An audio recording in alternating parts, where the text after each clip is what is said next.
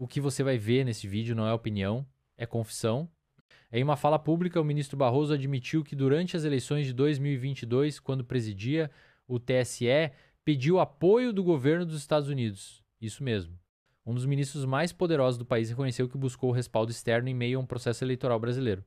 E mais, segundo ele, esse apoio teria influência direta sobre as Forças Armadas, porque, nas palavras do próprio ministro, os militares brasileiros não gostam de se indispor com os Estados Unidos. Agora me diga, isso é normal? Essa declaração acendeu o alerta até entre aliados do sistema. O general Mourão classificou o ato como um verdadeiro caso de traição à pátria. E Eduardo Bolsonaro foi além. Disse que esse episódio precisa ser documentado e levado ao conhecimento do Congresso americano, para que o mundo saiba o que realmente aconteceu aqui dentro.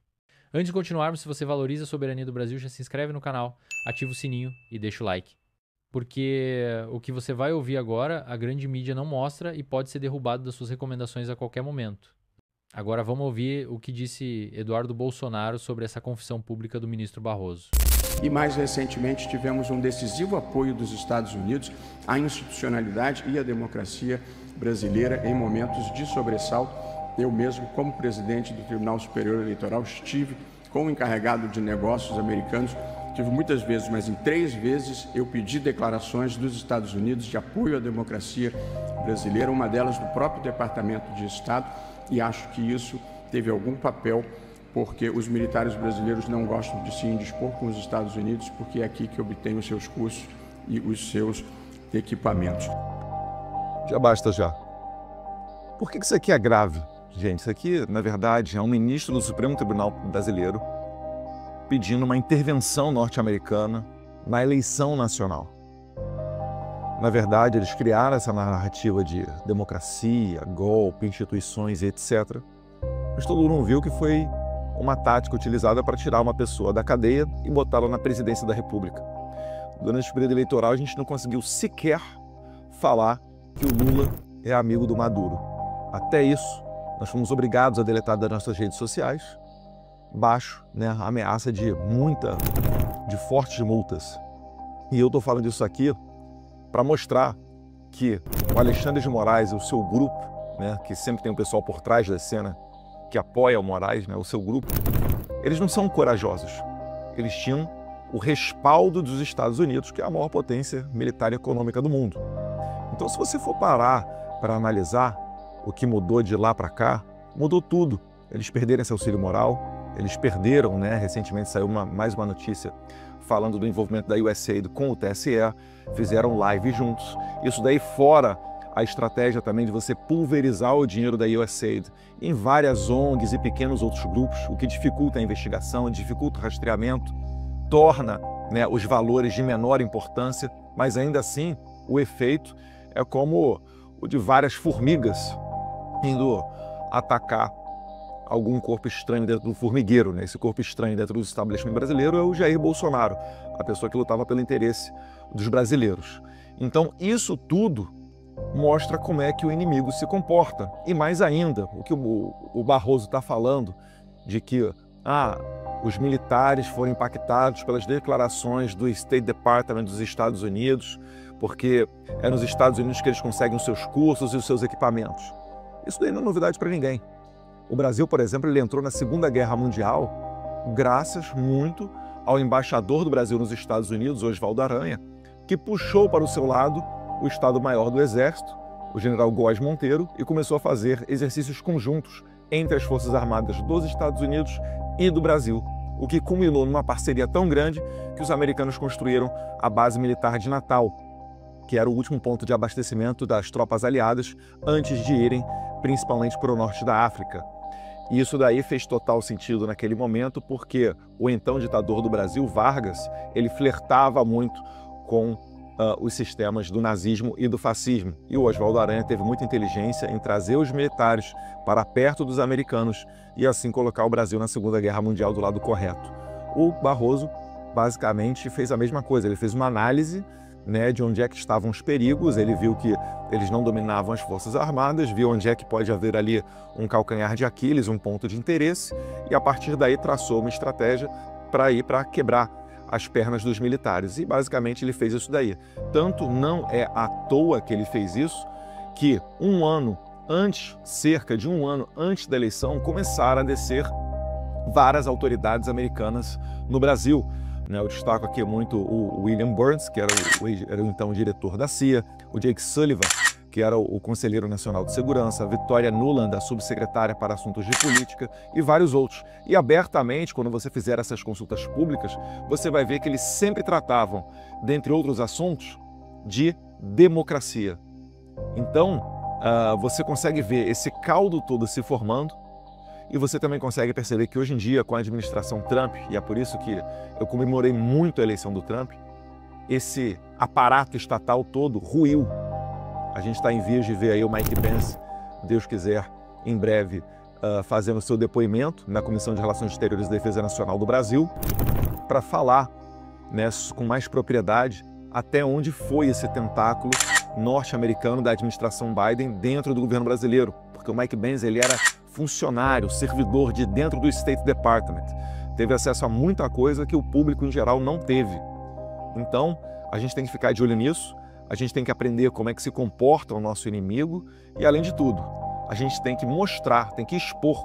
Por mais que a gente saiba que isso não vai dar, pelo menos agora, num processo de impeachment de um ministro do STF, né, com base nessas declarações aí do Barroso, eu não tenho esperança de que isso aconteça nesse atual Congresso, mas cabe a gente perguntar aos nossos candidatos ano que vem, ao Senado, à Câmara também, qual é o posicionamento deles sobre esses fatos, porque a gente não pode ver um ministro do STF dizendo que vai pediu ajuda aos americanos, que numa palestra diz que derrotou... Nós derrotamos o bolsonarismo!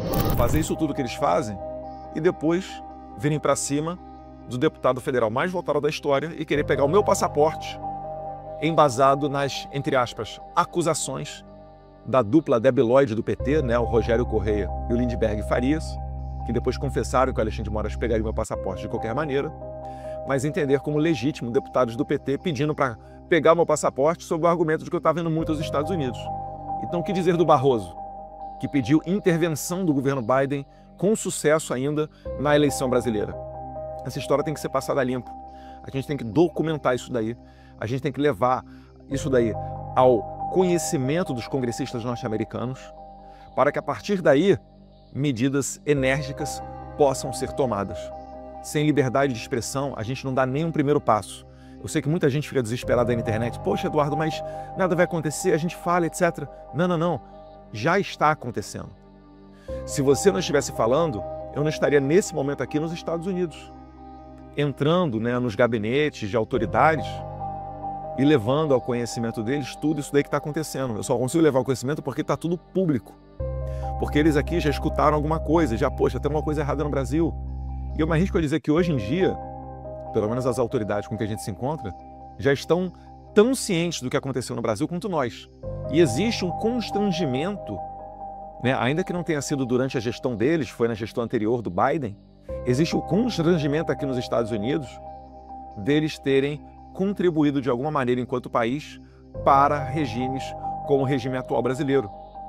Então pode ter certeza que você que tuita, você que me segue, você que expõe, mesmo sabendo dos riscos que isso implica, você está sendo um daqueles corajosos que está ajudando a escrever a história do lado correto.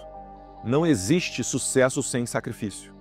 Então podem contar comigo, nós somos aqui a ponta de lança, não estou sozinho, tem mais gente junto comigo, né? Quase sempre o Paulo Figueiredo está aqui na Casa Branca, no Congresso, correndo para lá, correndo para cá. A gente praticamente um trabalho voluntário, tá? Eu tenho apoio de algumas pessoas, mas não é nem assim 0,00001% do que a esquerda faz com dinheiro público, até porque a gente tem escrúpulo, né? A gente não assalta os cofres públicos para fazer aquilo que a gente entende certo. A gente faz o certo por uma questão de princípio. Então, eu agradeço a todos vocês que me seguem nas redes sociais e estamos aí trabalhando para um Brasil melhor. Tenho muita esperança que em breve a gente vai ter boas notícias. Como você viu, o deputado não poupou palavras. A denúncia é clara. A tal defesa da democracia foi usada como narrativa para justificar censura, calar vozes da oposição e esconder as articulações que ocorriam por trás das câmeras. Durante o período eleitoral, chegaram a proibir qualquer menção à ligação entre Lula e Maduro. Isso tudo enquanto o TSE recebia apoio declarado de autoridades estrangeiras que, segundo Eduardo, trabalhavam para manter uma narrativa única. Mas isso vai muito além do discurso. Agora vamos entender a raiz dessa articulação com quem conhece bem os bastidores geopolíticos. Ouça o que disse o analista político Bruno Figueiredo. O presidente Bolsonaro resolveu dar uma entrevista ao UOL. Eu não estou falando com o presidente Bolsonaro para preservar a medida cautelar que tem, dizendo que a gente não pode se comunicar, para não haver combinação de defesa. Ora, eu não vou nem ter defesa, então não faz nem sentido. Mas eu não quero ser motivo para o presidente Bolsonaro acabar preso antes da hora. Então, eu soube que o presidente Bolsonaro daria uma entrevista para o UOL, especificamente ao Josias de Souza. E aí eu falei, olha, mais uma atitude pouco inteligente.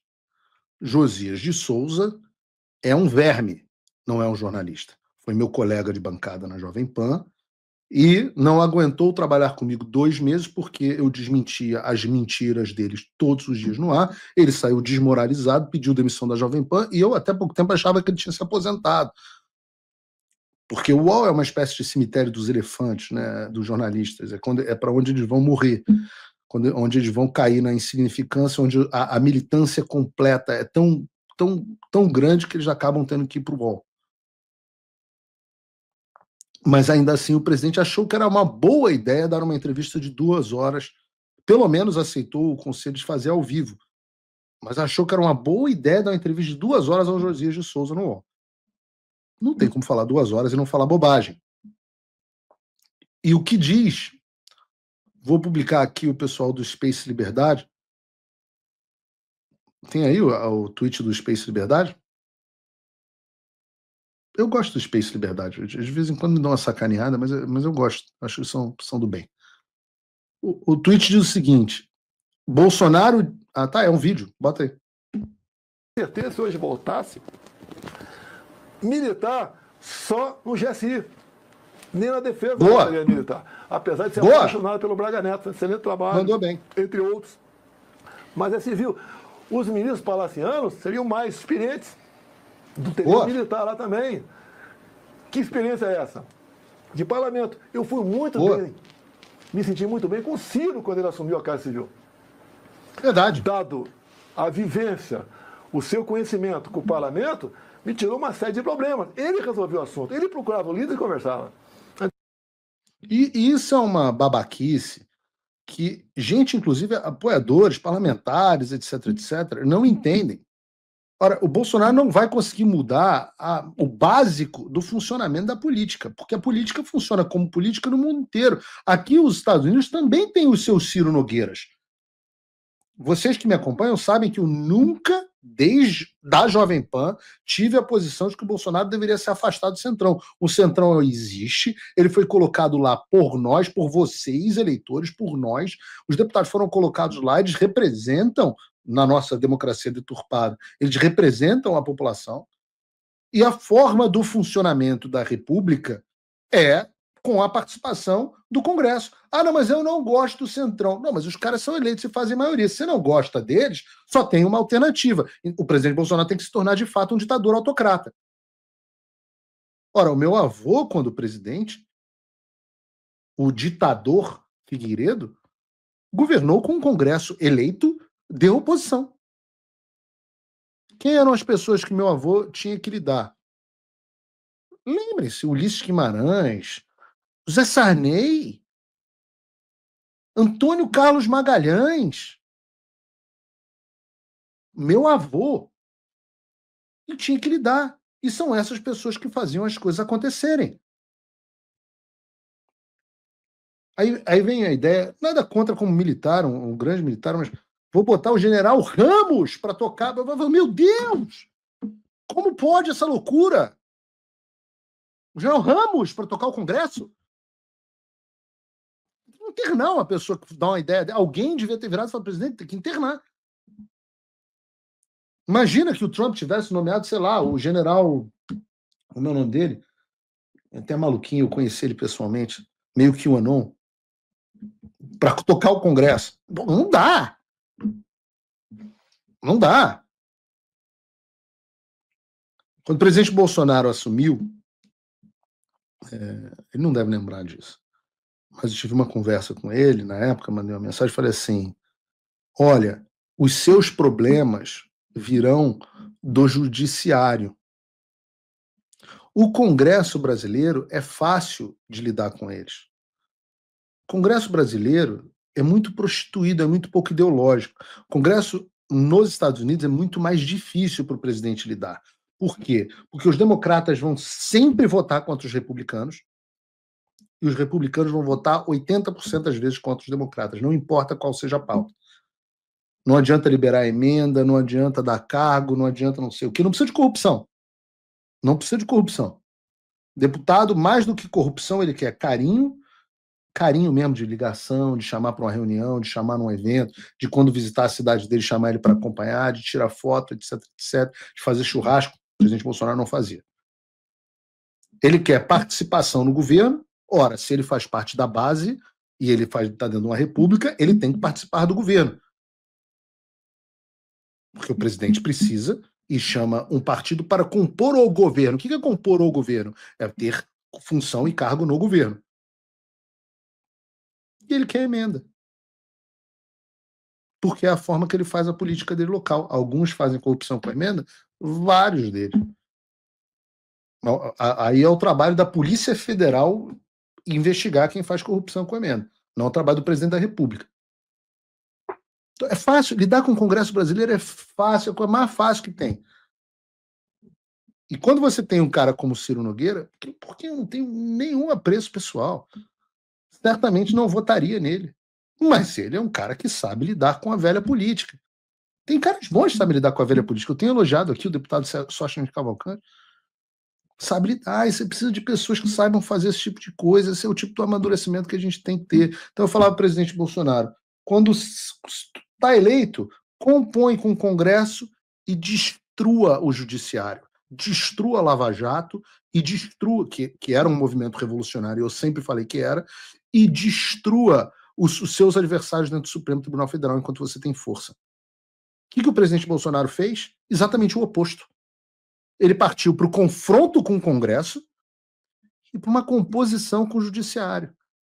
Enterrou a CPMI da Lava Toga, certamente, chamou o juiz-mor do país para ser ministro da Justiça, que eu avisei que enfiaria uma faca nas costas dele, e dito e feito. Eu não sou um viajante do futuro, não, isso é análise política. E dito e feito. E estabeleceu uma relação de amizade, recebendo o Dias Toffoli. O que aconteceu com o Dias Toffoli? Que até dizem que é uma pessoa muito agradável. Mas o que fez o Dias Toffoli? O Dias Toffoli foi quem abriu um inquérito às fake news para salvar o rabo dele e do Gilmar Mendes, empoderando o Alexandre de Moraes. Por isso, até hoje, Gilmar Mendes e Dias Toffoli são eternamente gratos a Alexandre de Moraes e dão suporte a ele no tribunal.